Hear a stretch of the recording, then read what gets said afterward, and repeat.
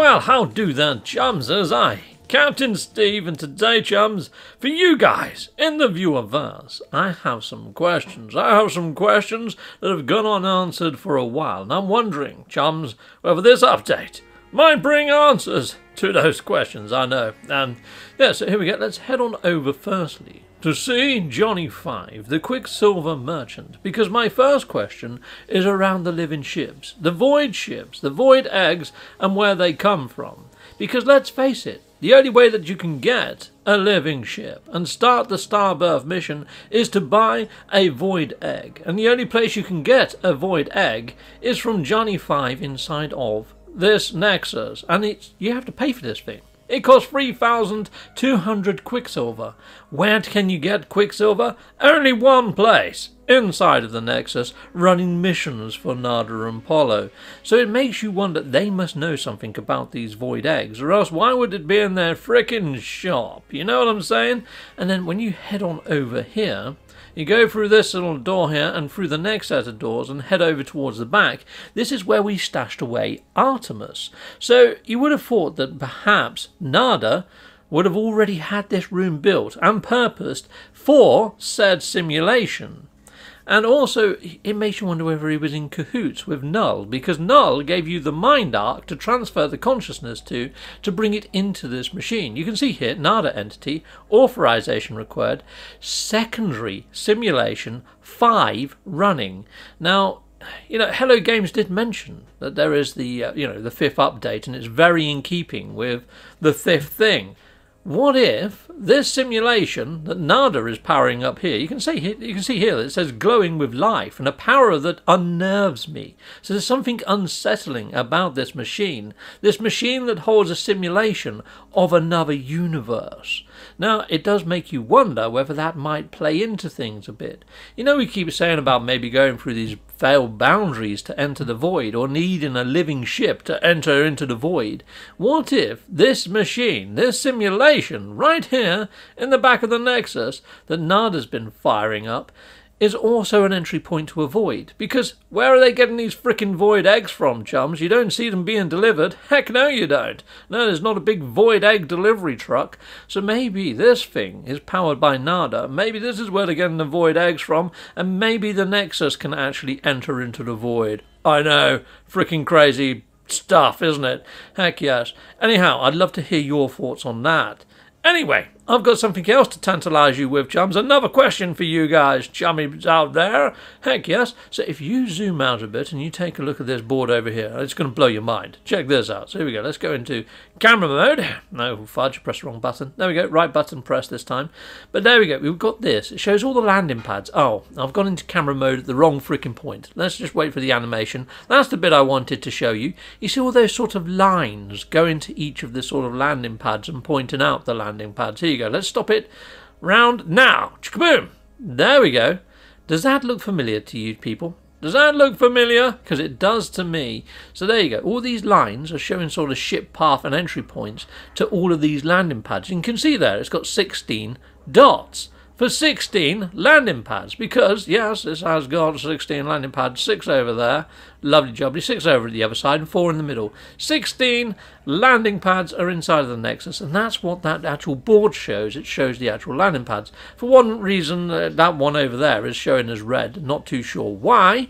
However, that is quite reminiscent of another screen that's been added recently, chums. Yes, go into your sort of memory banks and think a little, but I'll be showing you the actual pad that I'm on about in a second. Let's get to my ship. There's an invisible freaking wall there that I've got to fly around.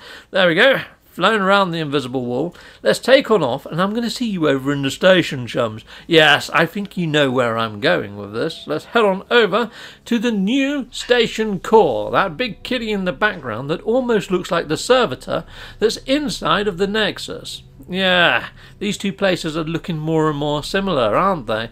Well, let's head on over to this panel at the back here. Now, I'm going to put my cursor over the panel at the back here, and you're going to see here it says Flight Path. Let's have a look, see. Let's see exactly what it says. Flight Path and Landing Overseer, the station core.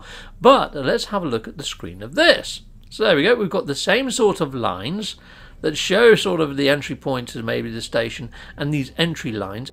And I know that the red one there, that actually says error in that sort of janky text that you can translate, and the other one's a positive type statement. I can't remember whether it was confirm or accept or something like that, but it was a positive statement. So when you look at the landing pads here, though, there is only 8. There's only 8 landing pads. However, on that console over there, there's like 12 lines. There's 12 lines on there. So I think, if this is anything to like the actual Nexus, I think that the station may grow in size soon, chums. I think we're going to add extra landing pads in here, or else it doesn't overly make sense, does it? It doesn't make sense. So I think the stations are going to get more of an overhaul. I know they've had a slight overhaul, but I honestly think they're going to get bigger. That's another question, that's another query, which I'd love to hear your guys' thoughts on, because it's a little bit strange, isn't it? Yeah, heck yes. So yeah, thoughts and comments, lovely job. Lastly, chums, so here we go. I'm at the appearance modifier right now. So let's just jump into the appearance modifier in a second. I mean, during the weekend mission lore, we had quite a lot of travellers' names thrown at us. We had Hildebrand, we had Lazarus, we had Narcissus, we had Asteria. Yeah, so quite a lot that were thrown at us. It's a little bit weird. I mean, we've got the anomaly, we've got the traveller. So yes, I really want to focus on the anomaly and the traveller.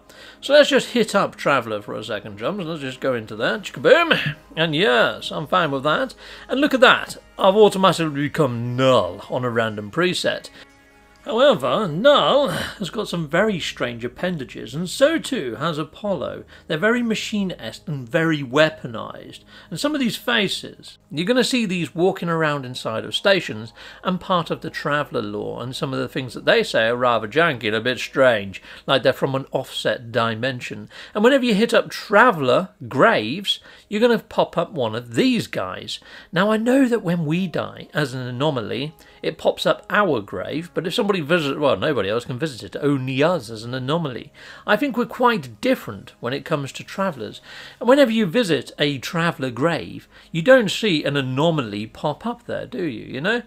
Yeah, so yeah, at the moment I'm an anomaly. Yeah, I've got an anomaly helmet on. Yeah, so the anomalies are very different. So actually, let's just go back in there. Let's go back inside of here. Let me show you the anomaly quickly, because the travellers you're going to see by travellers' graves, yeah? But the anomalies, you don't. So here we go. Let's go back into here. 1 second. Boom. So there we go. Isn't he lovely? Isn't he wonderful?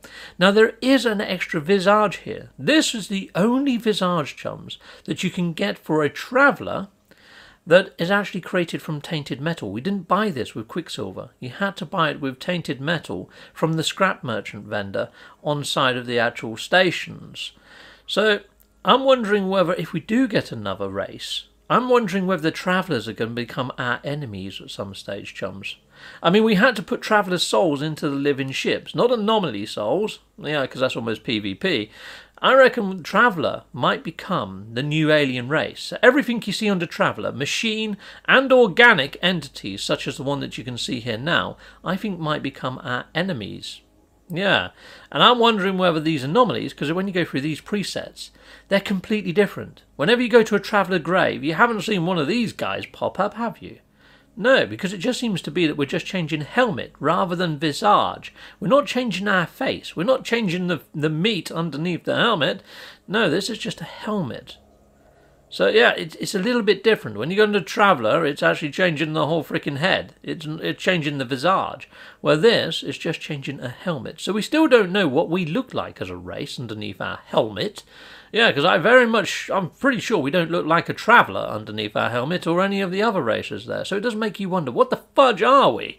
So yeah, there's still an open freaking question there, isn't there, really? And Traveller, I honestly think, might become our enemy type.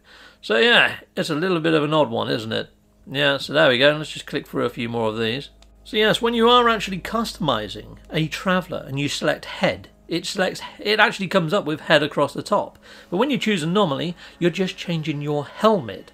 So yeah, it's a bit of an odd one. We still don't know what the player's face looks like. And I'm wondering whether the player's face looks just like the creator of the simulation. The thing that created the Atlas. That's what I'm thinking, chums. Love to know your thoughts. So yeah, speculate along and stick it in the comments. Until next time, goodbye, goodbye, and goodbye again. Well, thank you very much for watching. If you like what you see, please hit a like and a subscribe. And I'd like to say a massive, great big thank you to all of my backers over on Patreon and over on YouTube membership. Thanking you, backers. And if you want to support this channel, just don't skip the adverts. That throws revenue down my avenue. Or yeah, just stay with Captain Steve that little bit longer and hit something on this screen. There's merch here now too.